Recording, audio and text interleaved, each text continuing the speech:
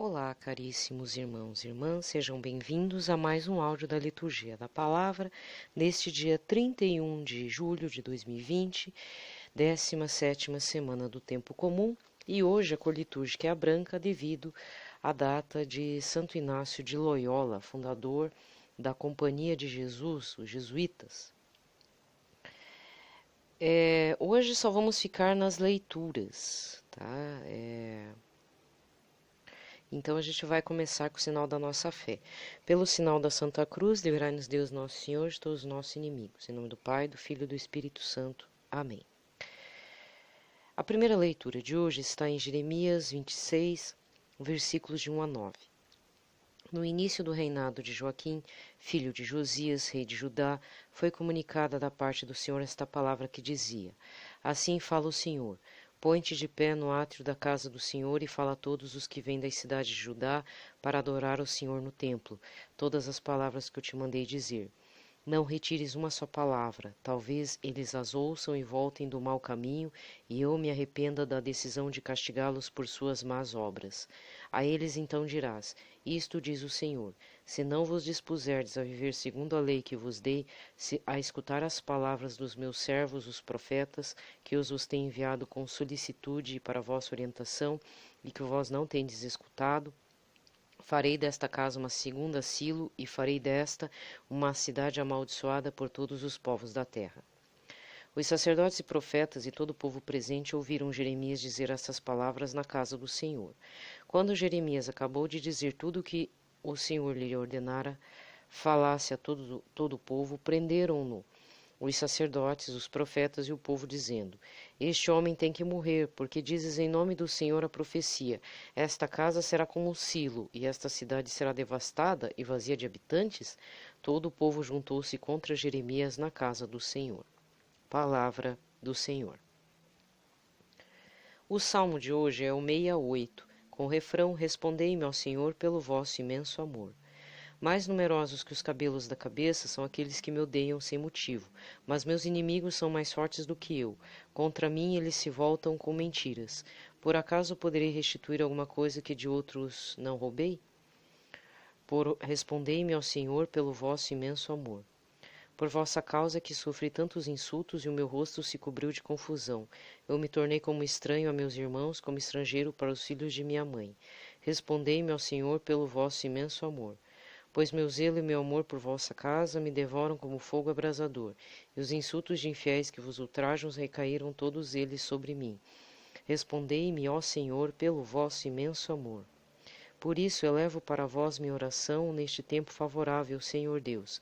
Respondei-me pelo vosso imenso amor, pela vossa salvação que nunca falha. Respondei-me ao Senhor pelo vosso imenso amor. O evangelho de hoje está em Mateus 13, versículos 54 a 58.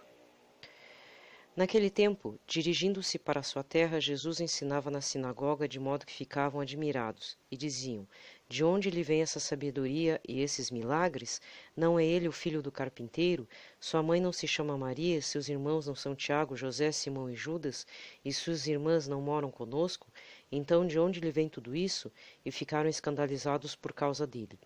Jesus, porém, disse: Um profeta só não é estimado em sua própria pátria e em sua família. E Jesus não fez ali muitos milagres porque eles não tinham fé. Palavra da salvação. Muito bem. Bem, para não perder o pique, né? Estou falando de Santa Elizabeth da Trindade, ou Santa Isabel da Trindade, não importa. O nome é Elizabeth, é Isabel, né? Pelo menos na Inglaterra é assim, na língua inglesa. Então eu vou ler um trecho do livro Eu, Elizabeth da Trindade, da editora Loyola, do Frei Patrício Ciaddini. Esse livro ele tem caráter assim, parece autobiográfico, né? O Frei Patrício coloca em primeira pessoa a vida dessa santa. Eu particularmente não gosto desse tipo de narrativa se não for realmente uma autobiografia, no estilo de Santa Teresinha do Menino Jesus. Se você não conhece Santa Isabel ou Santa Elizabeth da Trindade, ela foi monja carmelita, teve uma vida um pouco similar com a da Santa Teresinha do Menino Jesus, mas parece que recentemente foi colocada como santa, recentemente, alguns anos atrás, tá? Até então era beata. Ela tem muitas missivas, ela escrevia muitas cartas, e as obras completas dela têm a publicação pela editora Vozes, tá? As obras completas de Santa Elizabeth da Trindade. Vale muito a pena. Então eu vou ler um trecho, não das obras completas, mas do livro da biografia, né, do Frei Patrício, na página 242, que diz assim. Então está na primeira pessoa, mas não é ela que está escrevendo, é como se o Frei colocasse em primeira pessoa, como se ele fosse, né, ele escreve como se ela estivesse escrevendo. O sofrimento me fascina cada vez mais. Esse desejo quase que supera aquele que tenho do céu, que também era fortíssimo. Mas agora o Senhor me fez compreender que a dor é a minha garantia de amor que lhe dá a sua criatura. Veja só, a cada novo sofrimento que Deus me envia, beijo a cruz de Cristo e digo-lhe, muito obrigada, não sou digna. Porque acho que o sofrimento foi companheiro da sua vida e eu não mereço ser tratada como ele, Jesus, pelo seu Pai eterno. Escrito, carta 263. Marco encontro com a Senhora à sombra da cruz para aprender a ciência do sofrimento. Carta 265. Certamente a natureza pode ter suas angústias diante do sofrimento. O Divino Mestre quis experimentar esta humilhação, mas a vontade deve sobrepor-se para dominar as impressões e dizer ao Pai Celestial, contudo, não a minha vontade, mas a tua seja feita. Lucas 22, versículo 42. Esta é aí vem a biografia. Esta é de verdade a minha teologia, esta é a minha prática. Na vida não servem muitas as ideias e os conceitos. O que de verdade serve é a vida que somos chamados a viver. Sem a cruz não há ressurreição. O meu pai e mestre João da Cruz dizia: quem não ama a cruz de Cristo, não ama a glória de Cristo. Eu, na realidade, peguei a esmo. Né? Não estou conseguindo me ater com os estudos, fazer um preparo a respeito, e sempre peço que, nesse caso, que a Santa me indicasse, né? E abrir aqui. Muito pertinente essa observação, e eu tenho algo a dizer a você, irmão católico, irmã católica. O sofrimento, o nosso padecimento, não vamos colocar sofrimento, muitas vezes são padecimentos. Os nossos padecimentos, dores, angústias, tribulações mesmo, elas devem fazer parte do que a gente chama uma pequena, entre aspas, uma pequena teologia da cruz.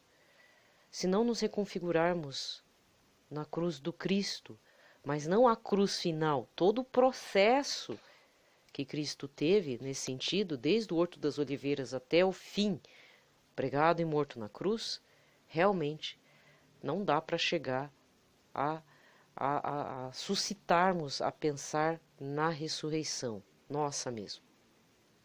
Então, lamento se você é evangélico, lamento mesmo, tá? Se você é evangélico, me desculpa meu irmão, minha irmã, mas aí, não sei, né? Eu não conheço a teologia protestante, evangélica, pouco sei por conta do que meus amigos, colegas que são dessa linha falam, né? E eu sei que Jesus tem o galardão deles, é um outro segmento. Inclusive o padre José Augusto, da Canção Nova, fala isso. Os irmãos evangélicos têm outro segmento em Cristo. Nós católicos, né, aí ele falava, quando dava continuidade na homilia dele, dizendo, o católico tem que pensar como católico, tem que seguir conforme a Igreja Católica nos ensina, né? Então, tanto é que coisas assim do evangelismo, o máximo que eu falo são aqueles alertas escatológicos, né, de fim dos tempos e tudo, mas também depois que eu vi que o canal Jesus é Santo fechou as porticas, quer dizer, permanece lá, o que foi publicado, mas eles entraram em oração, então significa que o Espírito Santo está fazendo o seu mover, né? Então eu também, a não ser que apareça uma outra situação, aí eu comento. Se não, deixo, porque se eu for comentar, dá muito mau humor, né? Então eu prefiro fixar com os santos. Melhor sonhar com o caminho que eles fizeram. Isso também denota outra situação, conhecer mais São João da Cruz. Tem gente que não gosta muito de São João da Cruz, chama ele de um santo muito chato. Mas os santos em si são chatos.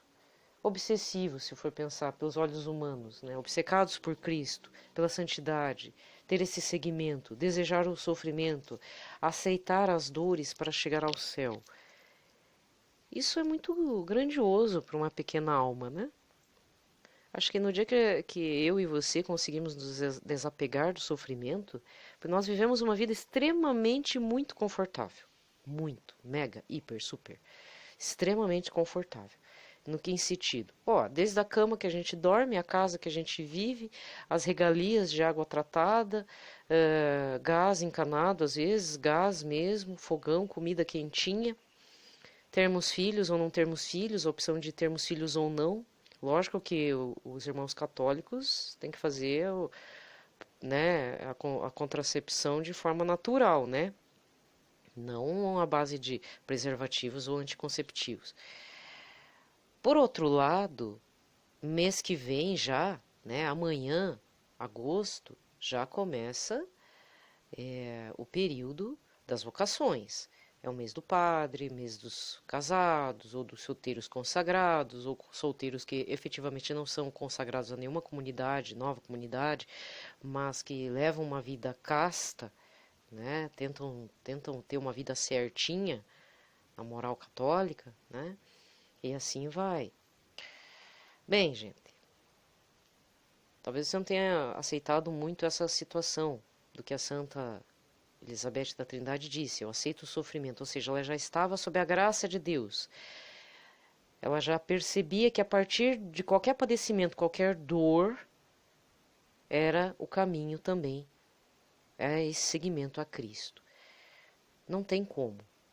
Até eu tenho que fazer um pequeno testemunho do porquê que... Porque assim, eu fiz todo o processo dentro da Igreja Católica, mesmo meus pais não levando, eu ia sozinha mesmo.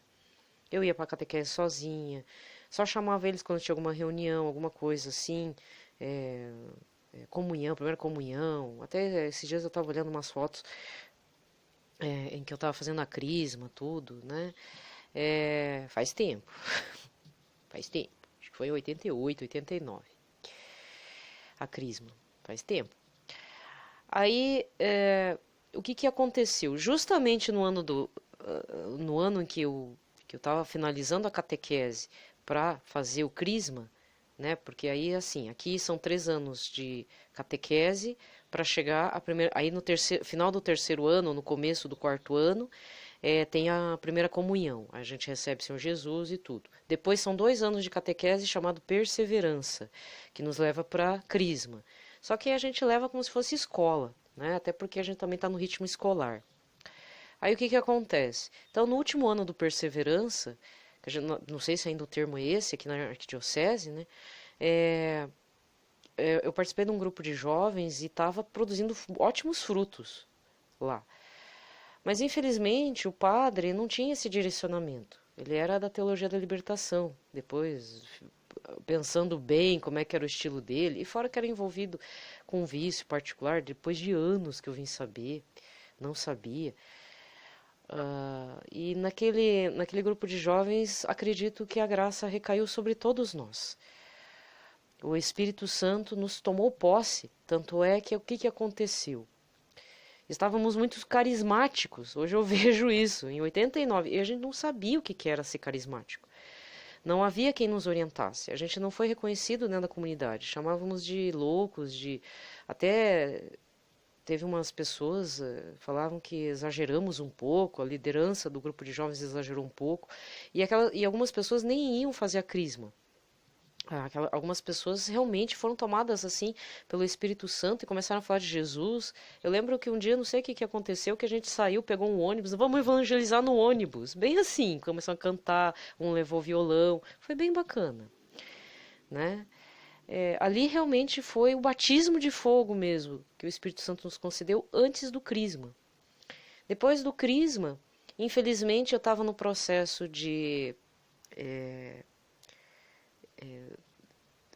mais preocupada com o vestibular, né? Eu já estava no ensino médio e na época segundo grau, nem era ensino médio, mas é a mesma coisa, 3 anos. E eu estava naquele processo que eu vou fazer de curso, tinha feito ótimas amizades, mas de repente aquele grupo sumiu. E depois de anos vim saber que alguns jovens se tornaram pastores evangélicos, outros não estão mais na comunidade. Eu mesma saí da própria comunidade paroquial, tive que me refugiar em outra, porque eu não, eu não concordava muito, assim. Bom, enfim, cada paróquia é uma paróquia. Uma paróquia é bacana, inclusive, só que está envelhecendo por demais os fiéis, né? Porque eles não conseguem segurar os jovens. Depois também parece que rolam uns problemas lá, questão de poder, sabe? Uma liderança de pastoral em cima da outra, querendo derrubar um, querendo derrubar outro. Se você me acompanhou alguns áudios atrás, eu comentei que um casal simplesmente expulsou outro casal de uma pastoral a bel prazer na hora que o padre estava viajando ou que estava tendo troca de padre, que também esse é um problema nessa paróquia. De jesuítas, mas só mandam jesuítas já depois de uma certa idade, depois de 60 anos, então, e não fixam muito, ele fica 5 anos, vai embora, 3 anos, vai embora. Então é complicado quando o padre, eu sei que é diocesano, né, mas não precisava sair tanto, porque aí a gente perde um pouco o vínculo, porque o padre pode ser missionário, mas a pastoral não é. Ele é missionário dentro da comunidade. Então, eu não sei, eu tenho uma visão meio pequena com relação a isso, minhas críticas. Mas o que eu quero dizer às vezes a gente fica preocupado com essa questão do batismo do fogo do Espírito, né? E falar bem a verdade, eu e os meus colegas, na época lá, a gente recebeu, e infelizmente, porque eu vi algumas coisas não dando certo, eu ouvia um pouco os ruídos e não estava muito atenta, né? Não sabia da gravidade da coisa, e eu simplesmente saí da Igreja Católica. Foi uma tentação grande, mas uma das coisas que aí eu retomo ao que a Santa Elizabeth da Trindade fala, que ela aceitou com o maior amor e desejo de santidade, foi o que eu fugi na época, eu fui encarar o paganismo e a idolatria. Eu comecei, na época, jovem, eu meditava muito sobre essas questões, sobre a cruz, sobre a morte de Cristo e tudo, e eu me assustei e falei, Senhor Jesus, o Senhor vai desculpar, mas eu não aceito. E fui embora, dei as costas a ele. Aí quando eu voltei para a Igreja Católica, que fiz na verdade uma volta de 360 graus no deserto da vida, quase 25 anos rodando um toco podre idiota,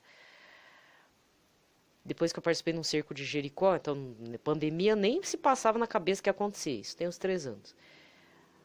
Depois que eu presenciei Jesus no cerco de Jericó, na presença do Santíssimo e tudo, voltei para casa muito culpada e o Espírito Santo me revelou por que eu saí da igreja. Por puro egoísmo. E tinha um motivo, envolvia uma pessoa, inclusive. Eu não briguei com a pessoa, foi uma situação particular, íntima, não dá para falar. Mas e aí eu chorei muito na volta, né? Mas eu sou uma burra, que anta. E pedindo perdão, né? Porque o Espírito Santo já tinha feito morada. E o Espírito Santo estava tentando falar para mim, mesmo na faculdade, mesmo na minha idolatria, mesmo quando trabalhei com livros, que eu passei anos trabalhando com livros, em livraria, editora, filiais, etc, etc. O Espírito Santo falando, apontando, né, indicando o livro de santos. Por isso que eu falo tanto de Santa Edith Stein, falo da aparição de Nossa Senhora de Guadalupe, Santa Teresinha também eu falo, apesar de não ser devota, porque esses livros começaram a chegar.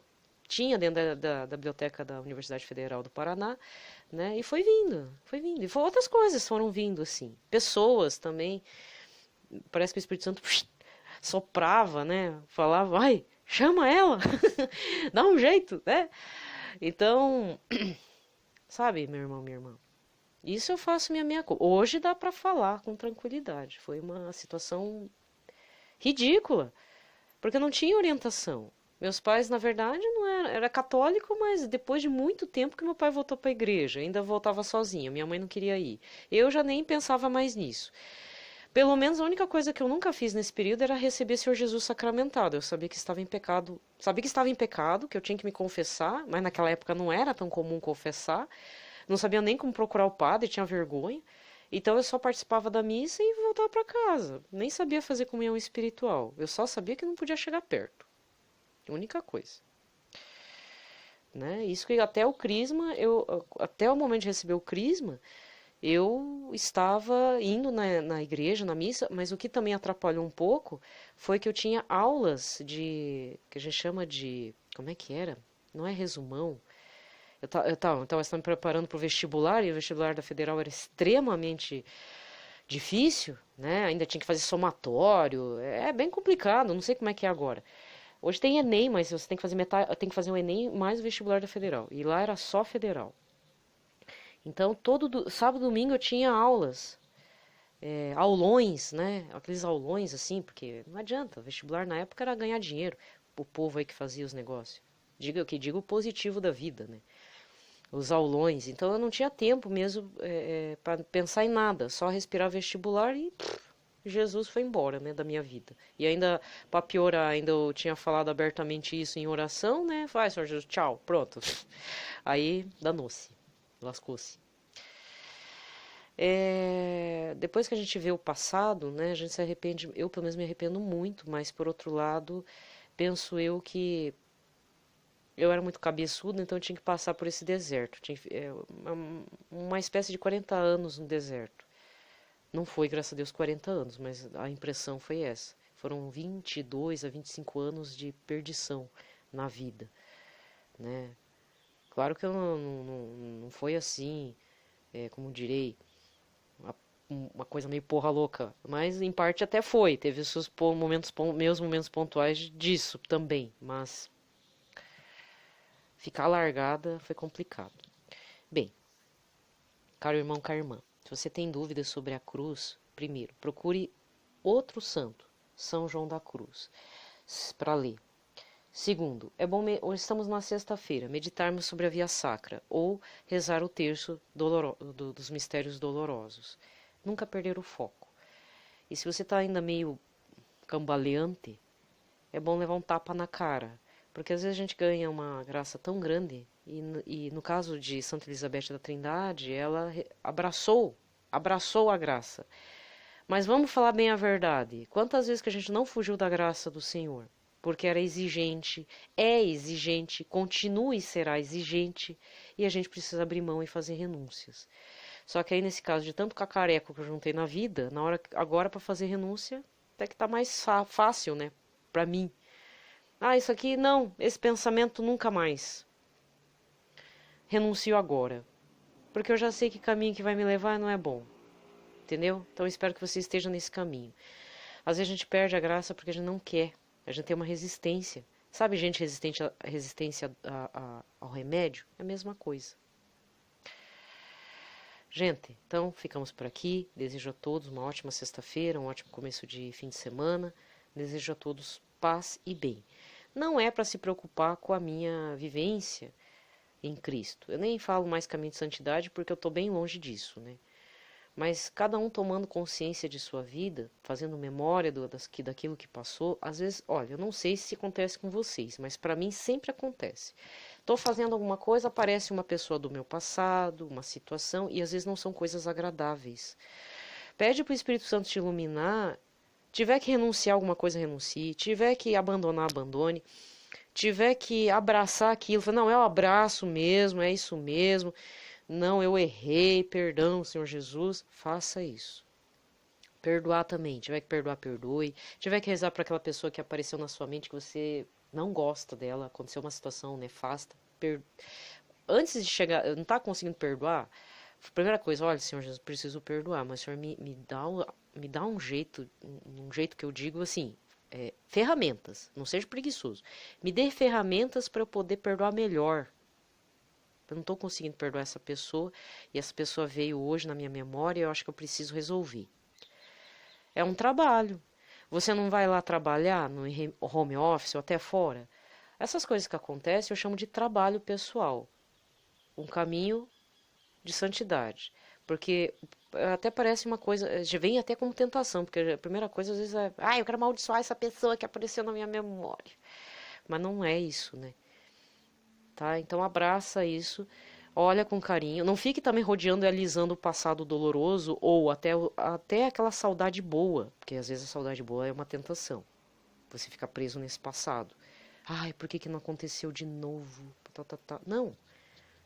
Não, avança isso, libera essa memória, libera essa fotinho que tá na tua cabeça, grudado no teu coração, sei lá, que tá apodrecendo aí, porque até uma coisa que aparentemente é boa, pode te deixar preso a uma coisa que depois não vai dar certo. Então renuncia. O que passou, passou, agradeça e tchau. Obrigado, Senhor, mas já não é mais isso que eu preciso. Meus irmãos e minhas irmãs, paz e bem.